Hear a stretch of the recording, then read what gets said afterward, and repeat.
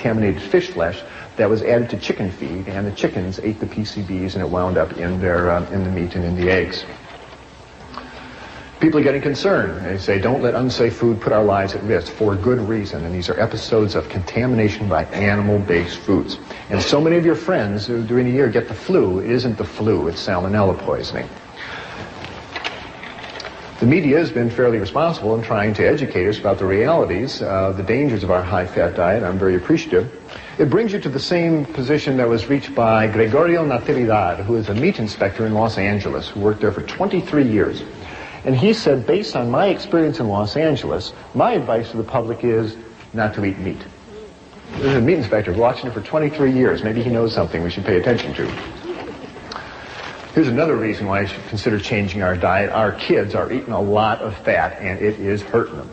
Our children in North America are fatter than ever before, and their cholesterol levels are higher than ever before, and we are seeing heart attacks in younger and younger people.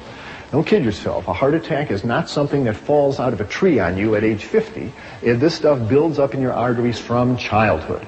And every year on this continent, 1,000 teenagers suffer strokes. 1,000 teenagers a year suffer a stroke. John McDougall is one of them, by the way.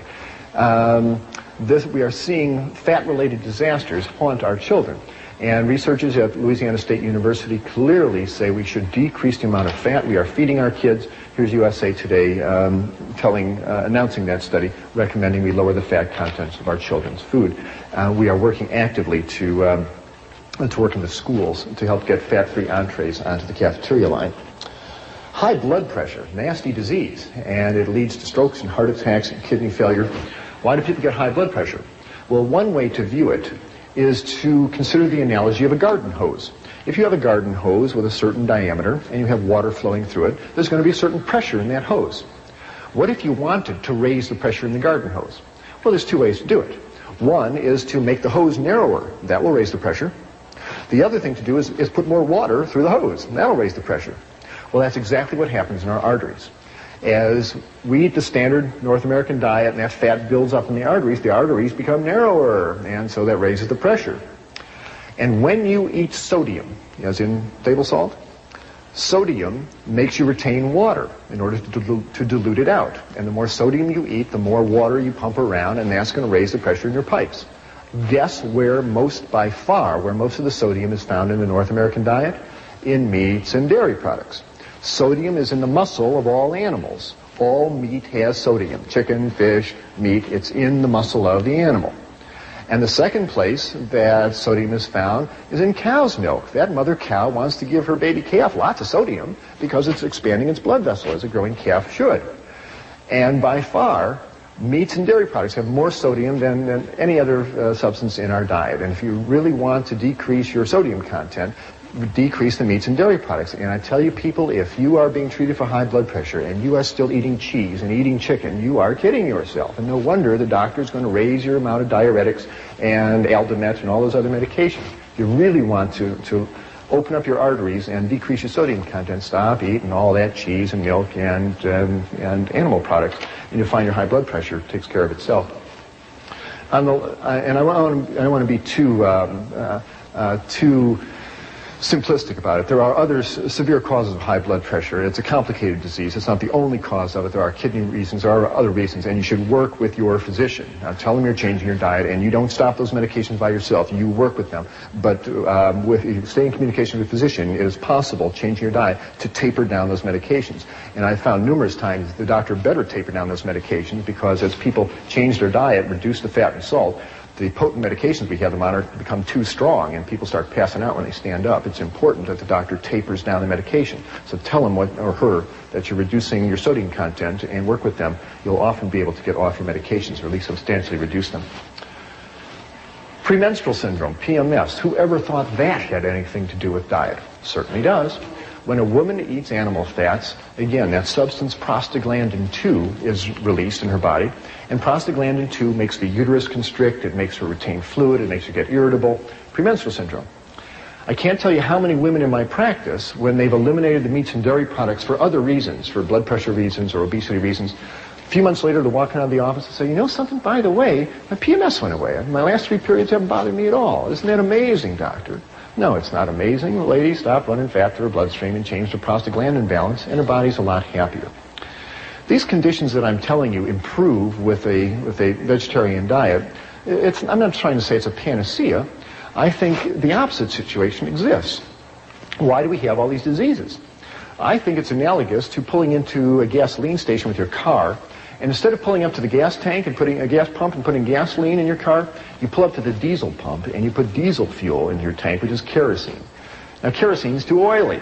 And what happens? You drive away and there's black smoke coming out the tailpipe, and there's crud building up on the spark plugs, and the engine runs rough and it stops.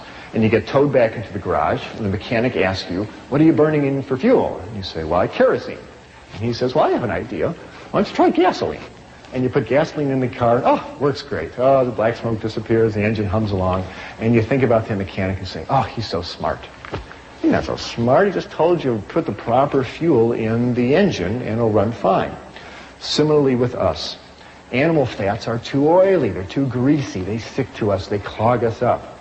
Your body cells burn carbohydrates. Your Krebs cycle enzymes burn carbohydrates. We burn sugars and starches. That's what you want to run your body on, not animal fats. Which brings us around to the Seibu Lions of the Japanese Professional Baseball League. More and more world-class athletes are realizing that our body cells burn sugars and starches, not fats. And if you are an athlete about to run a marathon or play tennis or basketball, it is just irrational to sit down to a big T-bone steak and load up on fat and protein. That's exactly what you don't want. You want carbohydrates. And training tables around the world are springing up with fruits and pastas before a match, and that's really what athletes should be eating. Seibu Lions finished in last place in their league in 1981. Their coach put them on a vegetarian diet. The next year they came up, beat everybody in the league, and took the league championship 2 years in a row. There are now vegetarian weightlifters, and Andres Cowling, Mr. Universe, down in California is a vegetarian. James Donaldson, the big 7'3" and center of the Dallas Mavericks, is a vegetarian. There's marathon runners that are vegetarians, cyclists, tennis players. You don't have to eat a bull to be as strong as one, that's for sure. We need a higher viewing of nutrition altogether. The one that we've been given simply isn't working very well. We need a higher viewing. What is the higher viewing? Well, let's talk about the one that isn't working very well. If you learn nutrition like I did, you learned it off this silly poster that hangs in grammar school walls all over this country. And it essentially says that food comes in 4 groups and 4 groups only. It comes in the milk group, in the meat group, in the fruit and vegetable group, and the grain group. And you better have some of every group every day, or you risk becoming sick, malnourished, or dead. Subtle message, but it's what the kids are given. It's what I grew up with. Maybe it's what you grew up with. People, let's get real about the basic 4 food group scheme. It was not, repeat, not, handed down to Moses on Mount Sinai with the 10 Commandments carved in stone. The basic 4 food group scheme was invented by the United States Department of Agriculture in 1956 to promote the sale of meat and dairy products. What do you really need to run your human body? Nutrition 101. What do you really need? You need 5 things. It has nothing to do with cheeseburgers and milkshakes. The human body has no nutritional requirement for animal flesh, none. And it functions superbly on a balanced, varied diet of plant-based foods. 5 things you require. Protein, water, vitamins, minerals, and energy. That's what you require. You need a little bit of protein, 30 grams a day. It abounds in grains and legumes and fruits and vegetables. That's no problem getting enough protein. You need 2 quarts of water every day. That's found in the water you drink, the juices you drink, the fruit and vegetables that you eat. That's no problem. You need vitamins and minerals. They are found in green and yellow vegetables. Have a nice salad every day, a couple of carrots. You get all the vitamins that you need and all the minerals. We'll talk about vitamin B12 in a minute. Even that comes from plant-based foods. And you need energy to fire your muscles and make your nerves work. But energy is found in the sugars and starches that are found in fruits and vegetables and starches, and oils that are found in whole grains and avocados and vegetable oils. There's plenty of energy available. That's all you need. Protein, water, vitamins, minerals, and energy, and a little bit of fiber to keep the intestines working normally, but that's an automatic if you're eating whole grains and fruits and vegetables. That's all you need to run your human body, and all of these are found in plant-based foods. You never have to eat an animal if you don't want to.